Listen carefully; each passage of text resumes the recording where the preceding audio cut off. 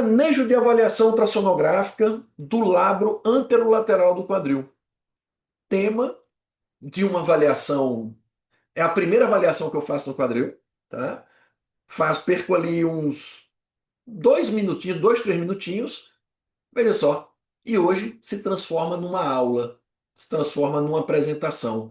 Então vejam tão quanto é importante uma estrutura que poucos dão valor, que poucos sabem avaliar, que poucos acham que a ressonância é melhor do que a avaliação do ultrassom. Deixa eu falar uma coisa para vocês.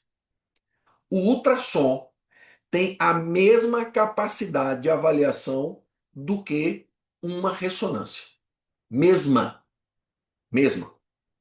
O que a ultrassom perde é quando você tem uma artrorressonância. Aí sim, aí a especificidade se torna maior na artro. Porém, uma ultrassonografia bem feita e uma ressonância, eu diria que até a ultrassom é mais poderosa do que uma ressonância. Por quê, meus amigos? Porque o exame da ressonância é um exame estático. Se você tem uma lesão que não é delimitada, que não é agitada, que não é, digamos, delaminada do ponto de vista de avaliação dinâmica, é difícil você enxergar uma lesão labral às vezes. Já o ultrassom dinâmico, a gente se permite a fazer um aumento da pressão intraarticular, movendo o líquido articular e, eventualmente, delaminando a lesão labral, podendo ser enxergada da forma dinâmica. Então, qual é a dica inicial que eu faço para fazer a avaliação dinâmica? A avaliação dinâmica, você faz, precisa nem olhar para a tela, só bota o transdutor e faz a avaliação, frisa a imagem, frisa, pega o Cineloop e ó, e vai voltando a imagem devagarzinho e você vai vendo eventualmente a delaminação do lábio. Pegou, gostou da dica? Faça isso que não vai passar uma lesão labral, tenho certeza absoluta, tá? Então, é uma dica muito bacana. Vamos lá. Para quem não me conhece ainda, para quem está chegando agora, tem uns rostinhos novos aí, nomes novos. Eu me chamo Luiz Felipe Lisboa, sou médico, ortopedista, tenho 18 anos de formado, especialista em ortopedia, com área de atuação em ultrassonografia há 14 anos. Tá? Essa aula está até desatualizada. Então, há 14 anos eu venho fazendo ultrassonografia todos os dias no consultório, faz parte da minha vida hoje, não somente o exame, a avaliação clínica, exame físico como ortopedista, mas todos os meus pacientes eu coloco no ultrassom, faço a avaliação inicial, tento chegar ao máximo do diagnóstico junto com o meu exame físico, para então entender qual vai ser a minha conduta terapêutica, tá? E essa conduta, obviamente, vai ser guiada por ultrassom, documentada, né? Eu busco sempre essa aliança de fazer esse, esse estudo do mais completo possível para, na maioria das vezes, o meu paciente já sair com diagnóstico. Eu diria que hoje, de 90 a 95% dos meus pacientes na minha clínica já saem com diagnóstico e com um plano de ação de tratamento, tá? E 5% ali, né, eu peço uma ressonância, isso para regiões articulares, com exceção da coluna, tá? Às vezes, a coluna eu consigo fechar o diagnóstico quando eu tenho patologias biomecânicas, mecânicas, patologias da sacroiliaca, patologias do ilho lombar, patologias musculares, eu consigo fechar ali, tá? Na maioria das vezes, ou quando eu enxergo que o paciente tem uma dor com exame físico facetário, que ele não tem uma ciatalgia, a gente consegue fazer também o tratamento dele ali muito bem, obrigado. Tá bom? Então, é isso. Bem, então vamos lá. Para a gente poder entender, né, revisar um pouco da anatomia, a gente tem que entender o contexto do labro, né? Nós temos aqui o nosso acetábulo, né? Aqui a articulação do acetábulo, né? O ramo iliopectíneo, né? Temos aqui a cabeça femoral recoberto pela cartilagem e nós temos, pessoal, essa estrutura fora do osso chamada labro, que se estende, ó, até a região interna, tá? Daqui do acetábulo. E para que serve esse lábio? Se vocês perceberem, nossa articulação do ombro também tem lábio, né? Então, para que serve o lábio? O lábio nada mais é do que uma estrutura fibrocartilaginosa e ela faz o quê? Ela aumenta a superfície articular em 22%. Ou seja, se o quadril é uma articulação que a gente nem tem tantas mobilidades, tem um lábio que aumenta 22%, um quarto. Avalie para quase um quarto, avalie essa mesma articulação sem essa estrutura, né? Então, se ela faz essa capacitação de aumentar a superfície articular, quando teoricamente tem uma estrutura normal, maravilha. Mas quando essa estrutura está patológica, veja que 22% do que ela aumenta de superfície vai estar em algum momento incomodando o paciente durante os movimentos. Funciona para selar o fluido articular na fossa, tá? Ela sela esse líquido aqui, ó, né, protegendo, hidratando a cartilagem. E o lábio posterior é ligeiramente maior do que o lábio anterior, tá? Então a gente tem o lábio anterior e o lábio posterior. Pois bem, quando a gente olha o acetábulo de lado, tá? A gente divide ele em um lábio anterior, antero superior, póstero superior e a região posterior. Felipe, qual delas mais se lesiona? Anterior, tá? Qual delas a gente não consegue ver? As demais. A posterior até dá para ver um pouquinho, tá? Dá para ver. Mas não é o nosso foco. Eu tenho um paciente, não sei se era homem ou mulher, acho que era homem, homem. O paciente, ele era da Marinha, ele veio para mim com uma dor articular, uma dor que eu não conseguia definir. Eu fiz uma prova diagnóstica, percebi que era articular, falei, cara, vou pedir uma ressonância para ver essa região posterior. Pedi a ressonância e o colega, especialista em musculoesquelético, falou: Felipe, realmente ele tem uma lesãozinha posterior. Então a gente fez o tratamento com fisioterapia, com algumas infiltrações, o paciente melhorou absurdamente de algo que ele já tinha dor, ó, há muito tempo e ninguém descobriu o que era, tá? Então é importante, né, a gente, às vezes, entender se é uma patologia intraarticular, se é extraarticular, né? Isso faz muito sentido quando a gente está investigando um problema, quando a gente quer tratar um problema, tá? Então, veja aqui uma figurinha aqui, ó, mostrando aqui o acetábulo, mostrando a cabeça femoral, ligamento redondo, e aqui, ó, a estrutura vermelha, o labro, né, acetabular, funcionando como um aumento de superfície para mobilidade articular. Beleza? Até aí tudo bem. Olha, o ombro, ele tem muito mais mobilidade do que o acetábulo. Ok.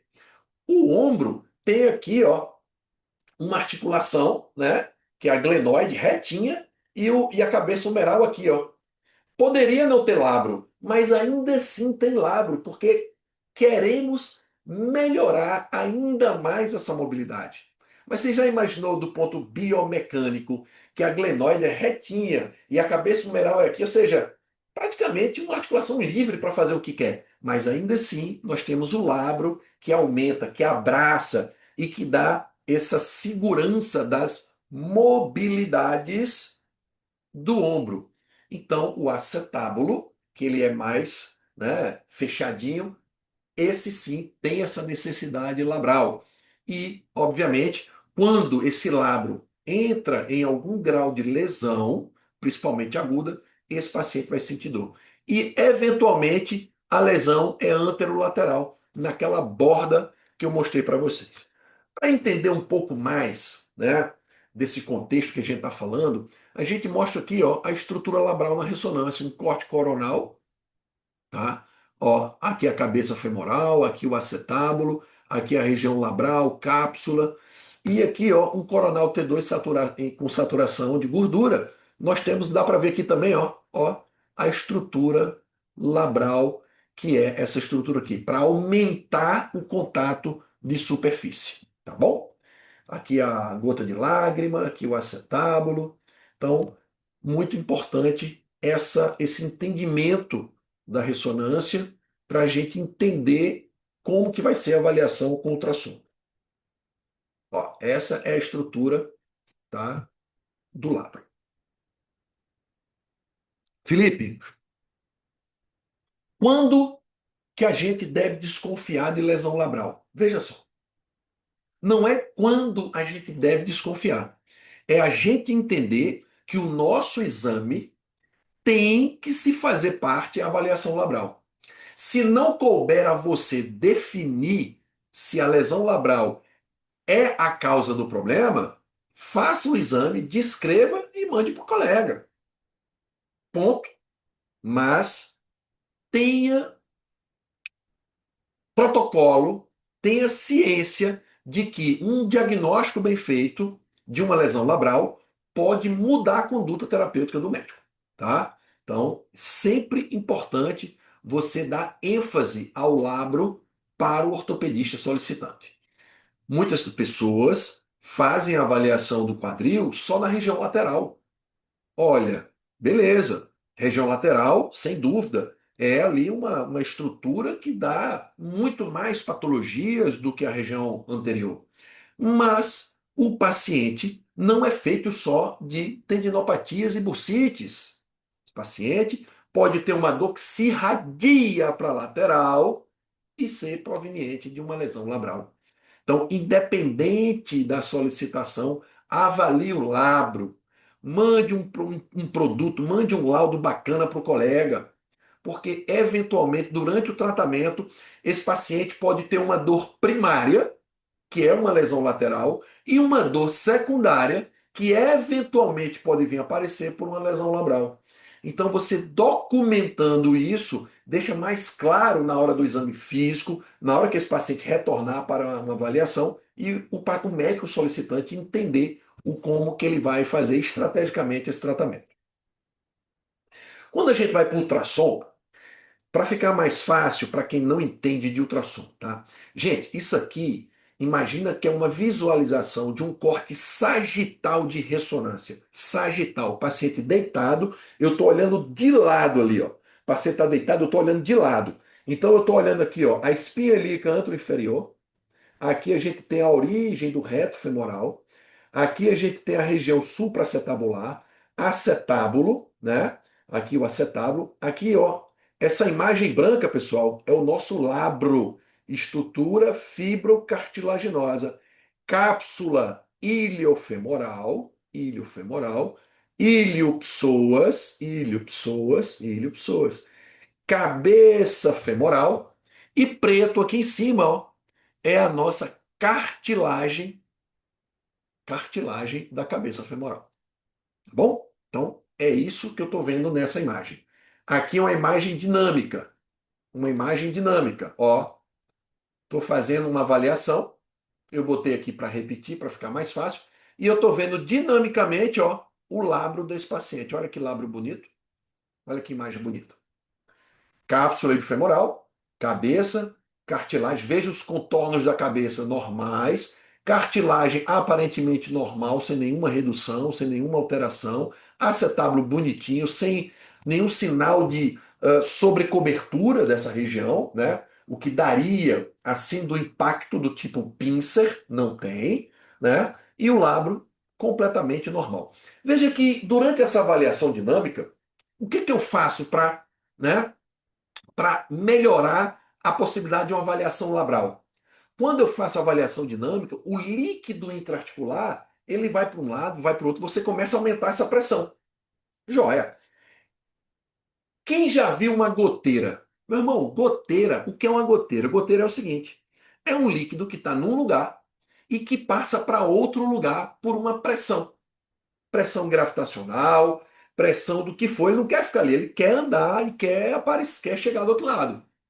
Então, se você tem qualquer mínima lesão, qualquer mínima falha labral, esse líquido, quando passar pelo labro, a primeira coisa que ele vai fazer, pum, ele vai passar naquela falha e vai delaminar a lesão. É como se a gente estivesse fazendo uma artrorressonância, só que com ultrassom. eu diria, eu chamaria de artro-ultrassonografia. Entendeu? Então, por isso que é importante a avaliação da lesão labral de forma dinâmica. Ao contrário da ressonância, que quando não tem possibilidade de fazer essa delaminação, dá como avaliação normal. Já a artrorressonância não. A gente injeta contraste, aumenta-se o volume, a gente delamina a lesão e esse paciente, então, a gente consegue ver ali na hora essa lesão labral. Pois bem. Veja só, vou ensinar para vocês a técnica que eu faço, tá? No meu dia a dia. Fiz hoje. Hoje eu avaliei essa paciente, paciente de, sei lá, 28 anos, jovem, jovem corredora, atleta, crossfiteira, diaba 4. E uma dor na região anterior e uma dor mais progressiva, pior, na região posterior do glúteo e quando sentava piorava.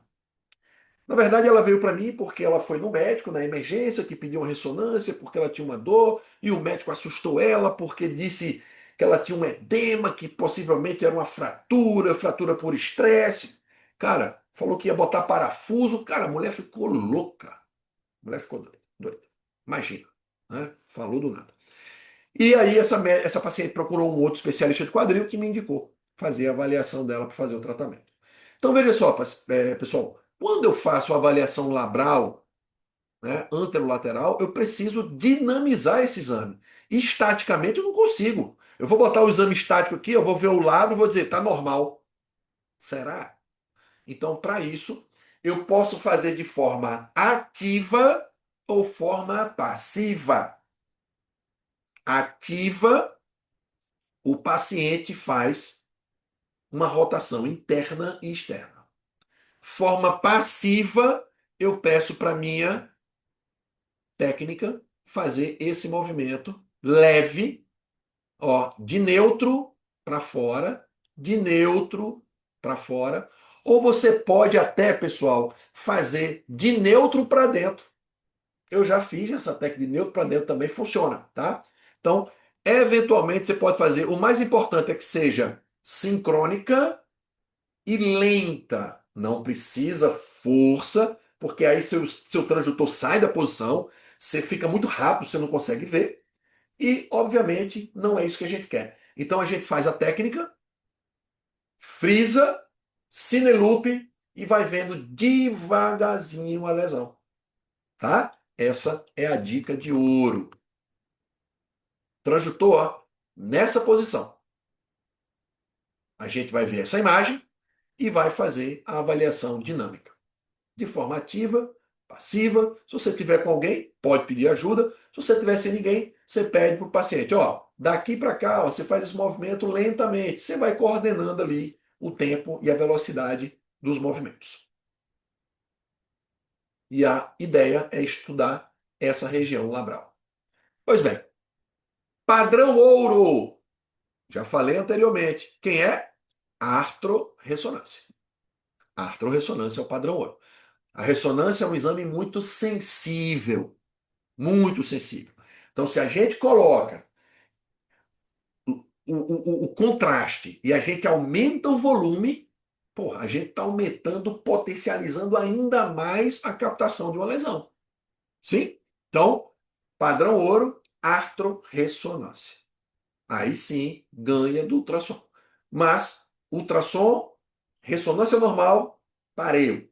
Quem sabe fazer, eu me garanto muito bem. Agora, Felipe, vamos fazer um teste com a artro. Eu até encaro, mas eu baixo a cabeça, porque a artrorressonância, eu participei, eu fiz parte, né? Eu tinha uma agenda de artrorressonância durante 4 anos aqui no Rio de Janeiro, e eu tive a oportunidade de fazer centenas de milhares de exames, né, infiltrados por ultrassom para levar esse paciente para a ressonância. Então eu tinha uma agenda que começava às 7 horas da manhã, a agenda, a ressonância ficava parada de 7 até 1 da tarde, só para os meus exames de artro. Eu fazia uma média de 80 exames por mês, entre quadril, ombro, punho, cotovelo, joelho, tornozelo, né?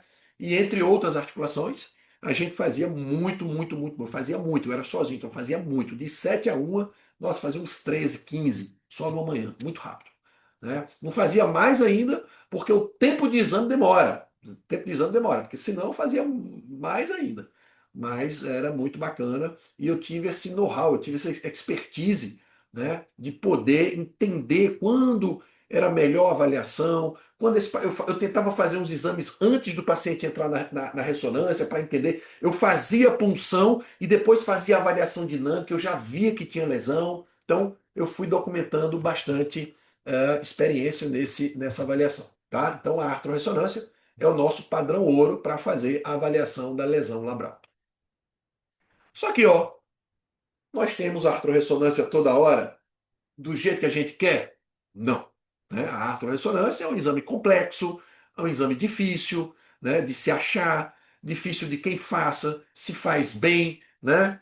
Eu fazia guiado por ultrassom, eu tinha um protocolo muito legal, eu fiz mais de 1.000, não tive nenhuma complicação. Né? O ex-dono da empresa que eu trabalhava, ele fala, Felipe, você foi incrível.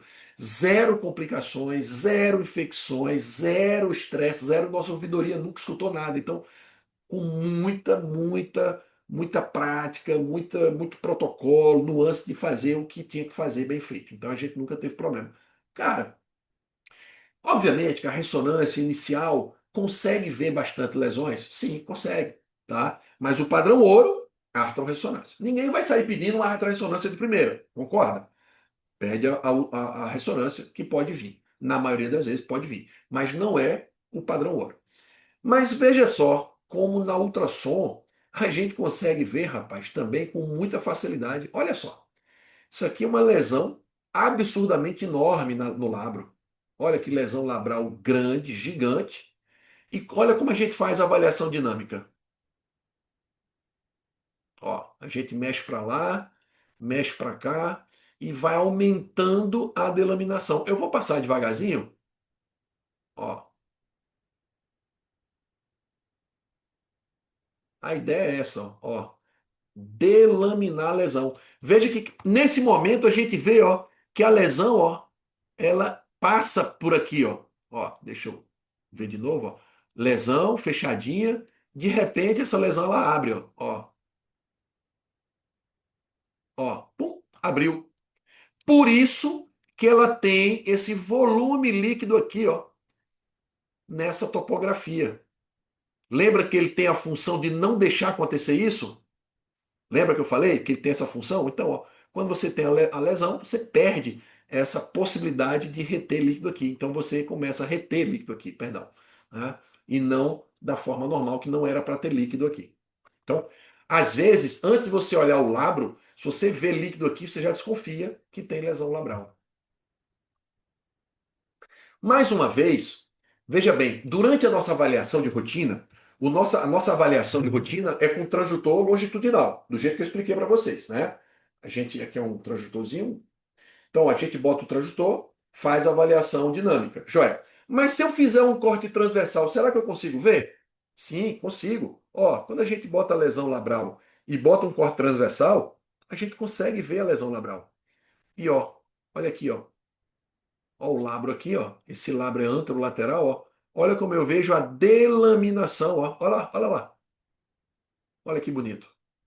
Cabeça femoral, cartilagem, aqui o acetábulo, e aqui tudo isso aqui é o labro. Todo destruído o labro, ó, vendo num corte, como se fosse um corte axial de ressonância, porém transversal de ultrassom. Pergunto, alguém de vocês já viu essa avaliação transversal? Duvido.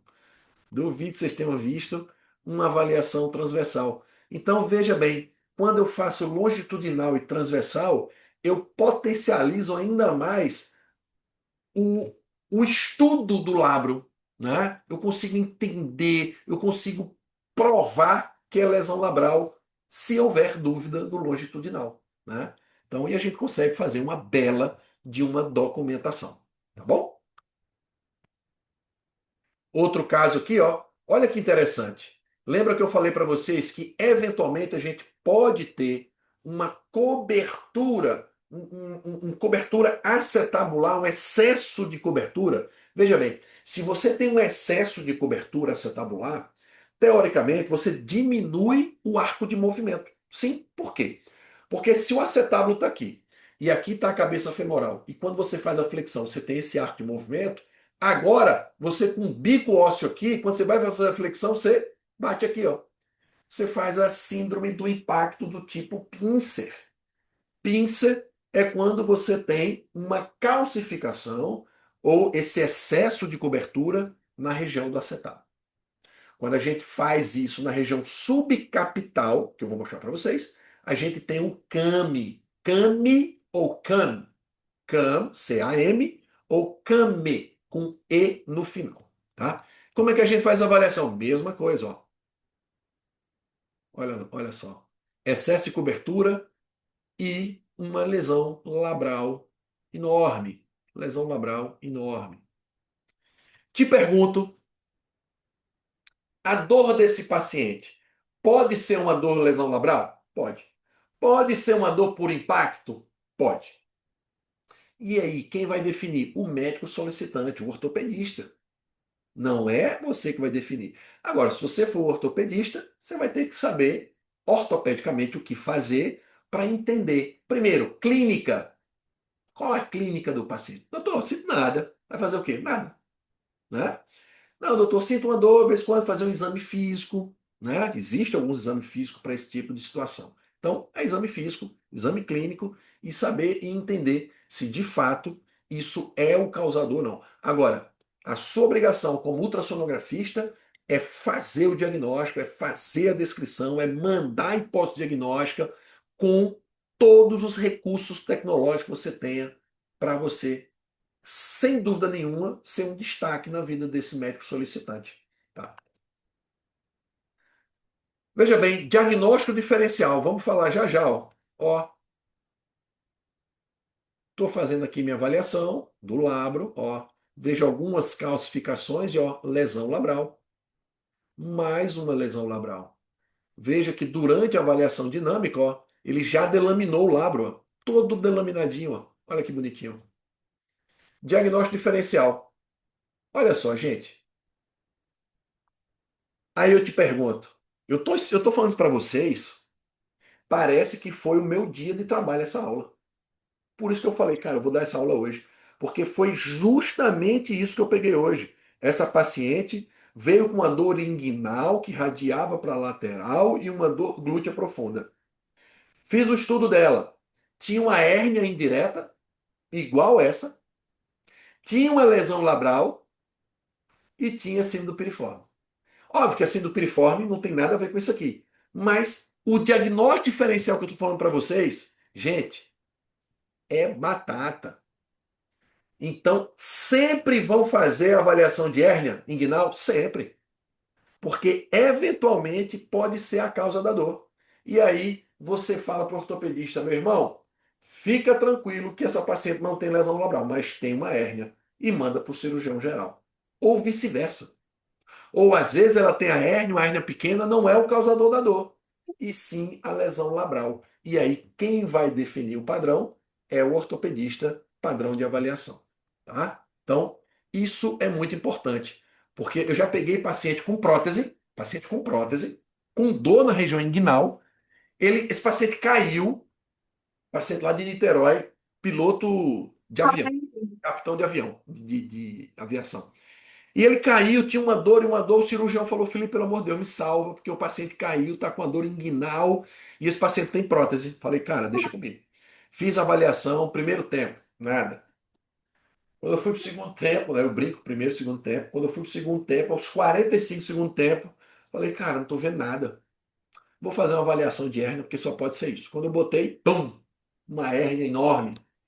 Falei, meu amigo, aí liguei pro cirurgião, fiz, ó, fica tranquilo, a prótese do cara tá 100%, tá tudo ok, só que o cara tem uma baita de uma hérnia. Porra, Felipe, muito obrigado por cirurgia. Então, operar a hérnia inguinal, tá? Então, muito importante fazer essa avaliação.